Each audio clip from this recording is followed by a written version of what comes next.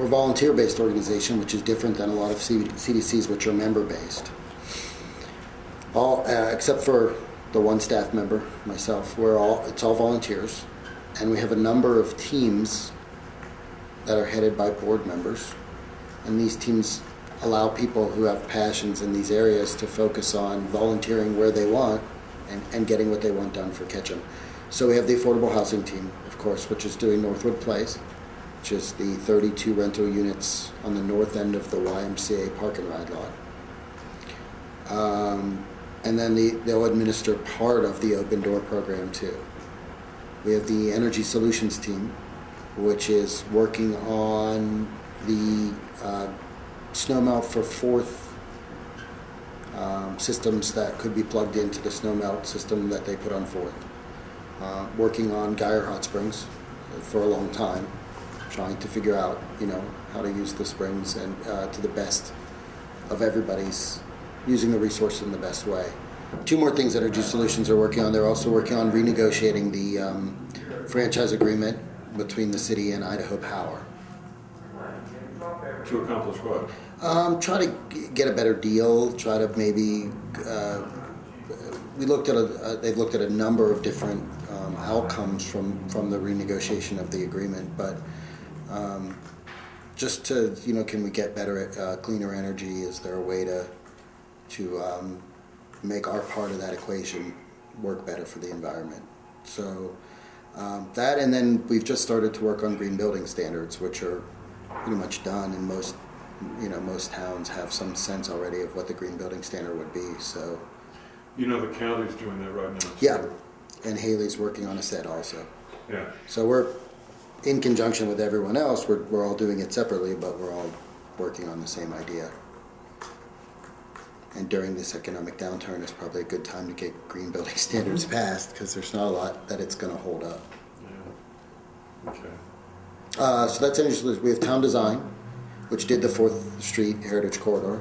We have an economic development team, which does a 5B newsletter, which is a newsletter that goes out every month, which highlights a local business, a large business in the valley, and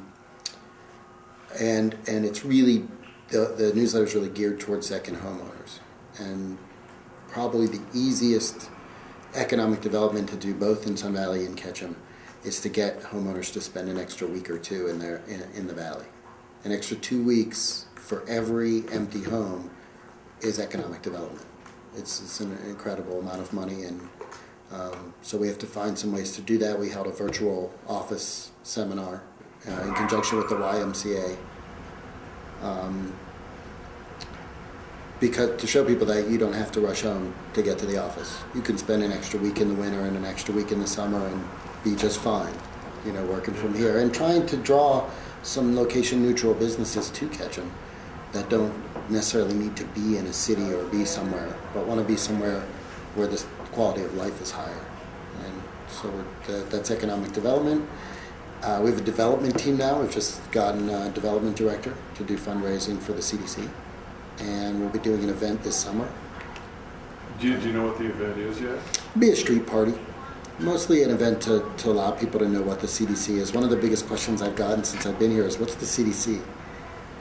So, it's, which is good. It gives me a chance to have some of that ability to build an image instead of walking into an image that some people know or already know what it is. And then the last team is, we've created a new team called Leadership Development, and this is a team that will, I skipped mountain rides because we have a transportation team, but those guys, it's mostly our connection to mountain rides. It's really Jason from Mountain Rides. And those guys do a fabulous job, and I think have done a great job in bringing the system together and continuing to improve the system. So we support them fully, and that team, whatever they need, we'll do for them. And then Leadership Development is a place for younger people who don't seem to have much of a voice.